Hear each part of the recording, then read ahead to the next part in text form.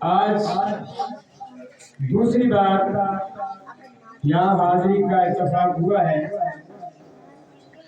آج ہمارے محلے میں بھی اسی عنوان سے پروگرام ہے، لیکن میں چونکہ پہلے وعدہ کر چکا تھا، اس سے انحراف نہیں کر سکتا تھا، تو میں نے یہ سمجھا کہ میں حاضری لگوا کر واپس آؤں گا، لیکن یہاں پروگرام میں طوالت ہو گئی، اس میں جو ہے کافی وقت لگ گیا۔ اب اختصار کے ساتھ میں نکتے کی طرف آؤں گا اور چند گزارشات آپ کے سامنے عرض کروں گا۔ امام الانبیاء صلی اللہ علیہ وسلم کا جہاں بھی جب بھی جس وقت بھی نام و تذکرہ ہوتا ہے،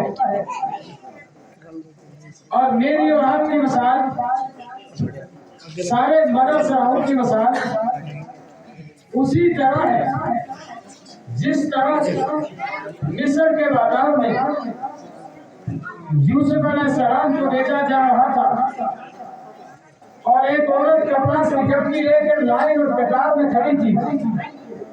کسی نے پوچھا تھا، اماں آپ بتائیے کیا یوسف اتنا کم قیمت ہے کہ تمہیں کپڑا سی گٹی کے بدلے میں مل جائے گا؟ تو اماں نے جواب دیا تھا، کہنے والے مجھے بھی پتا ہے، میں بھی یہ جانتی ہوں کہ یوسف اتنا کم قیمت تو نہیں ہے کہ مجھے کپاس کی گٹی کے بدلے میں مل جائے گا۔ میں لائن میں اس لیے لگی ہوں، قطار میں اس لیے کھڑی ہوں کہ بچے خریداروں میں میرا نام آ جائے گا۔ میرے بھائیوں، جہاں بھی جب بھی جس وقت بھی نبی کریم صلی اللہ علیہ وسلم کی سیرت کا پروگرام ہو، ولادت کا پروگرام ہو یا میلاد کا پروگرام ہو، مانا ایک ہی ہے، مطلب ایک ہی ہے، گناہ ایک ہی ہے۔ اس میں میری اور آپ کی سب مدرسوں کی یہی تشبیہ ہے، یہی حیثیت ہے کہ مدرسوں میں ہمارا نام آ جائے۔ میرے بھائیوں، دنیا میں جتنے مفسرین آئے، جتنے مبلغ آئے، جتنے مدرسہ آئے، اور نبی کریم صلی اللہ علیہ وسلم کی ذات پہ لکھتے لکھتے ساری عمر لکھا، ساری زندگی لکھا، آخر میں ایک جملہ لکھا کہ بعد خدا تو ہی قصہ مختصر، اللہ کے بعد اگر کوئی شخصیت ہے تو محمد عربی صلی اللہ علیہ وسلم کی ہے۔ میرے بھائیوں، انگریز نے ایک کتاب لکھی جس میں اس نے پوری دنیا کے 45 جلدوں پر منحصر وہ کتاب ہے، اس نے اس لیے لکھی کہ بڑے انسانوں کے نام لکھتا ہوں، دنیا میں جتنے بڑے انسان گزرے ہیں ان کے نام لکھتا ہوں۔ جب لکھنے پہ آیا، جب نمبر دینے پہ آیا، میرے بھائیوں کو مجھے بات کروں گا، میں لمبی بات کا قائل ہی نہیں ہوں کیونکہ صبح سے آپ لوگ بیٹھے ہوئے ہیں۔ جب نمبر دینے پہ آیا کہ پہلا نمبر کس کو دوں، پوری انسانیت پہ سب سے بڑا انسان کون ہے، جب نمبر دینے پہ آیا اس نے بھی لکھا کہ انسانوں میں سب سے بڑی شخصیت ہے محمد رسول اللہ۔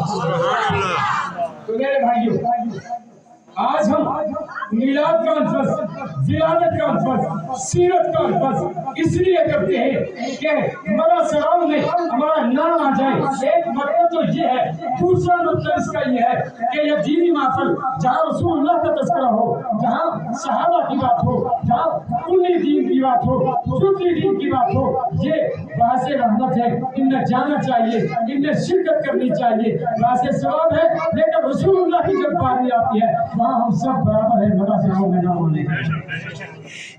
میں ایک چھوٹا سا طالب علم، میں اتنی گزارش تو نہیں کر سکتا لمبی، لیکن آج ایک پیغام دے کے جاؤں گا۔